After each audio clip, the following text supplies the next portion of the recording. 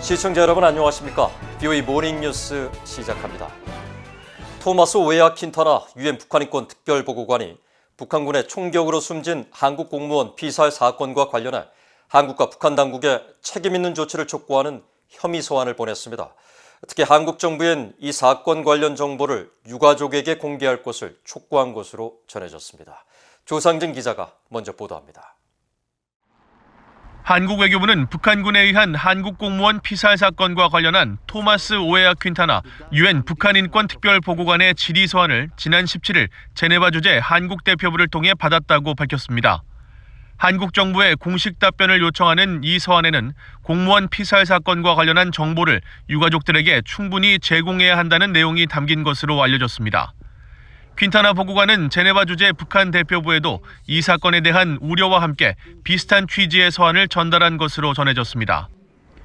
이와 관련해 한국 외교부는 관계부처와 협의를 거쳐 답변서를 작성할 예정인 것으로 알려졌으며 한국 국방부도 19일 정례 브리핑을 통해 외교부로부터 관련 서한을 전달받았다면서 관련 법률을 기초로 관계기관과 긴밀한 공조를 해 유엔 인권이사회에서 요청한 사항을 처리할 방침이라고 밝혔습니다. 퀸타나 보고관은 앞서 지난달 23일 유엔 총회 제3위원회 화상회의에서 북한 인권 상황을 보고하면서 이 사건이 민간인을 자의적으로 사살한 것으로 보이며 국제인권법을 위반한 것이라고 지적한 바 있습니다.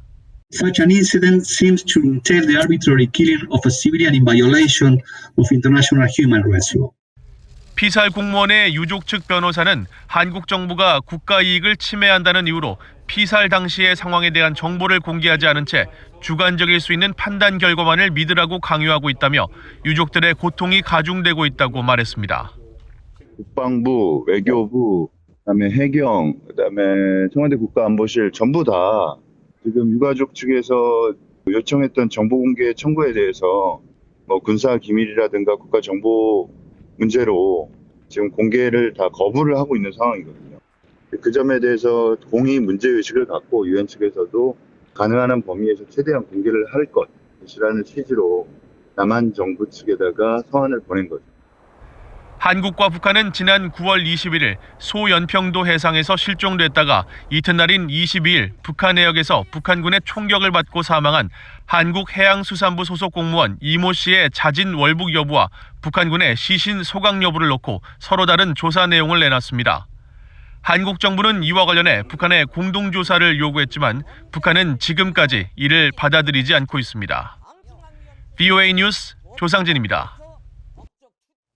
유엔 총회에서 인권 문제를 다루는 제3위원회가 16년 연속 북한 인권 결의안을 채택했습니다. 미국은 이번 결의안 채택에 북한 당국의 인권 침해 중단과 책임자 추궁이라는 국제사회에 분명한 메시지를 전달한 의미가 있다고 강조했습니다. 하지만 한국 정부는 2년 연속 공동제안국에서 빠졌습니다. 지다겸 기자입니다. 제75차 유엔 총회에서 인권 문제를 다루는 제3위원회가 북한의 인도적 상황에 우려를 표명하고 인권 개선 노력을 촉구하는 북한 인권 결의안을 표결 절차 없이 합의로 채택했습니다. 결의안에는 북한의 고문과 성폭력, 자의적 구금을 비롯해 정치범 강제 수용소, 조직적 납치, 송환된 탈북자 처우, 종교 표현 집회의 자유 제약 등을 지적하고 조직적이고 광범위한 인권 침해를 가장 강력한 용어로 규탄했습니다. 또 유엔 안보리는 북한 인권 상황의 국제형사재판소 회부와 가장 책임 있는 자들을 겨냥한 추가 제재 고려 등을 권고했습니다. 신종 코로나 바이러스 감염증의 악영향과 이로 인한 국제 인도주의 단체들의 취약계층 접근 어려움 등 북한 인권 상황 악화에 대한 심각한 우려도 새롭게 담겼습니다. 유엔 주재 미국 대표부 측은 북한의 인권과 인도주의 상황이 여전히 끔찍하다면서 이번 결의안은 북한 정권에 대한 국제사회의 분명한 메시지라고 밝혔습니다. With passage of this resolution, the international community once again sends the clear message to the DPRK regime that human rights violations and abuses must stop, and those responsible held to account. 또 북한 정부가 인권에 대한 존중을 표하고 보편적 정례 검토에서 밝힌 약속을 지키며 유엔 북한 인권 특별보고관에 협력할 것을 촉구했습니다. 유럽연합을 대표한 유엔 주재 독일 대사는 지난 1년 동안 북한 내 인도적 상황에 대해 어떠한 개선도 보지 못했다면서 이번 결의안은 북한 내 조직적이며 광범위하고 심각한 인권 침해를 다뤘다고 밝히고 북한 당국의 인권 개선을 촉구했습니다. The resolution also calls for continued actions and engagement by the international community. It is crucial that the international community sends a clear message to the DPRK to take immediate steps to improve the human rights situation. 북한 측은 이번 결의안에 대해 정치적 모략이라며 반발했습니다. 탈북자들의 거짓 정보를 적국이 짜깁기 한 것이라면서 북한에는 결의안에 언급된 인권 침해는 전혀 존재하지 않으며 인권 문제를 구실로 북한의 체제를 훼손하거나 전복시키려 한다고 주장했습니다. The DPRK delegation categorically reject draft resolution entitled Situation of the Human Rights in the Democratic People's Republic of Korea as a document of political plot that has nothing to do with promotion and protection of genuine human rights. 유럽연합이 작성해 사전에 공개한 북한 인권 결의안 초안에는 일본, 스웨덴, 스위스 등 39개국이 공동 제안국으로 참여했고 이날 회의에서는 미국과 영국, 이스라엘 등 19개 나라가 추가로 공동 제안국에 동참했습니다. 하지만 2008년부터 북한 인권 결의안 공동 제안국에 참여해왔던 한국은 작년에 이어 2년 연속으로 불참했고 결의안 합의 채택에만 참여했습니다. 한국 대표부는 VOA에 한반도 정세 등을 종합적으로 감안해 공동 제안국에 참여하지 않았다면서 북한 주민들의 실질적 인권 증진 노력 입장에는 변화가 없다고 밝혔습니다. 유엔 총회 제3위원회에서 16년 연속 채택된 북한 인권 결의안은 다음 달 유엔 총회 본회의에서 최종 확정될 예정입니다. VOA 뉴스 지다켬입니다. 중국이 유엔의 대북 제재를 약화시키고 북한 독재 정권을 계속 지원하고 있다고 미국 국무부가 밝혔습니다. 국무부는 안보리 결정에 찬성표를 던진 중국의 이 같은 위반 행위가 북한 정권의 핵무기 개발을 가능하게 하고 있다고 비판했습니다. 이종훈 기자입니다. 미국 국무부는 17일 발표한 중국 도전의 요소라는 제목의 보고서를 통해 중국의 대북 제재 이행이 고르지 못하다고 지적했습니다. 중국이 지역별 영향력을 증대하면서 국제기구를 재편하려 한다면서 중국의 유엔 대북 제재 이행을 사례로 제시한 겁니다.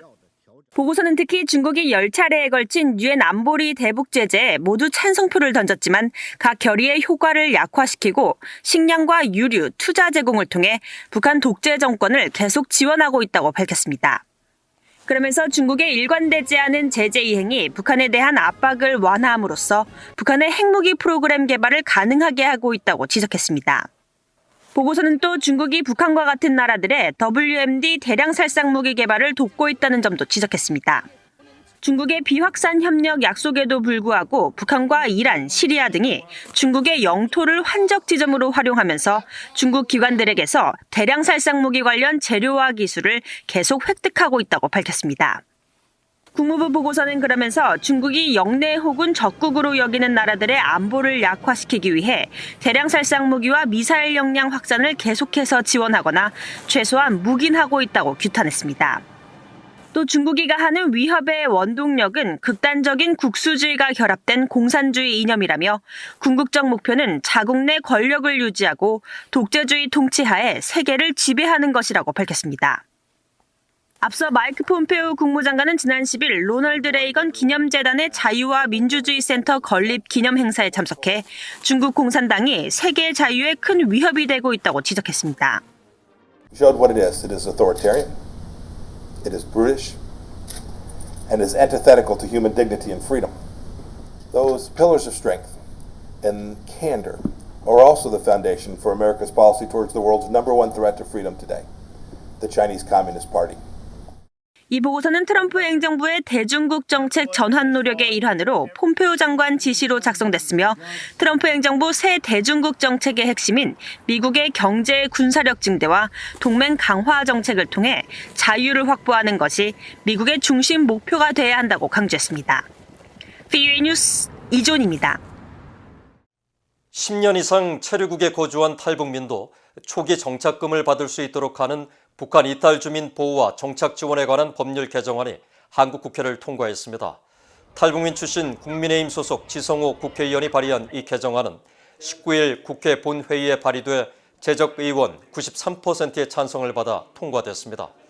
지 의원은 현행 법률이 탈북민이 처한 현실을 제대로 반영하지 못하고 오히려 규제되는 경우가 많다며 그동안 제3국에서 생명의 위협을 느꼈을 탈북민들의 어려움을 다소나마 해결할 수 있게 돼 다행이라고 말했습니다.